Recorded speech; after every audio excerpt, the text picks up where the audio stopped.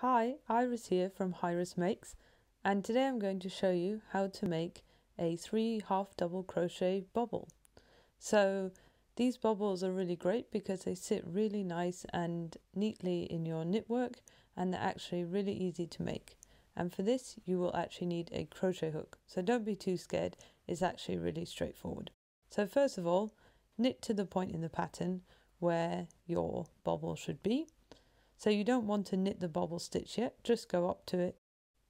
Once you reach the stitch where you want to make the bobble, pick up your crochet hook and then carefully slide the stitch from the left needle onto the crochet hook. I like to use a crochet hook that is either the same size or 1 or 2 sizes smaller than the knitting needle to use in the pattern, and this just helps you to create a really nice tight bobble. So now you want to make sure your knitting needles are out of the way to make it easier for you to create the bobble. First off, you yarn over and pull this yarn through the stitch. Okay, so now you have one loop on your hook. Now you yarn over again and you go back into the same stitch that you slipped off your knitting needle, yarn over and pull this up. So now you will have 3 loops of yarn on your crochet hook. Then we yarn over again, go back through the same stitch again, yarn over and pull this up. And now we should have 5 loops on the crochet hook. Then we repeat this process again of yarn over, go into the same stitch, yarn over and pull up. So now we will have 7 loops on the hook. So you want to check that you have 7 loops on the hook at this point before moving forward. So now you yarn over again, but now we just pull this yarn through all of the loops on the hook. So you might want to be a bit careful here so you can make sure you get through every single one without tangling.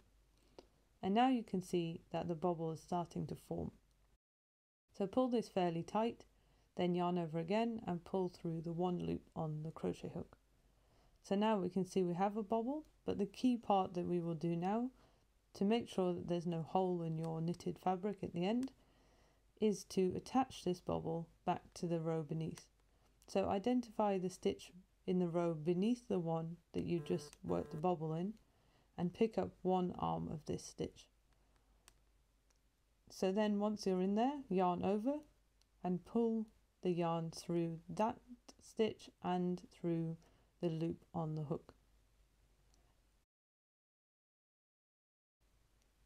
Now we can push the bobble back to the front and you have finished your bobble. And now you can slide this bobble as it is onto your right needle and then continue knitting in the pattern to the end of the row or the end of the round. Make sure you pull this stitch fairly tight before continuing to avoid getting any holes in your fabric. And there we have it, your first knitted bobble. So you can see these sit really nicely on the surface of the knitted fabric and there are no big holes on either side. And at the back it also looks really nice and neat.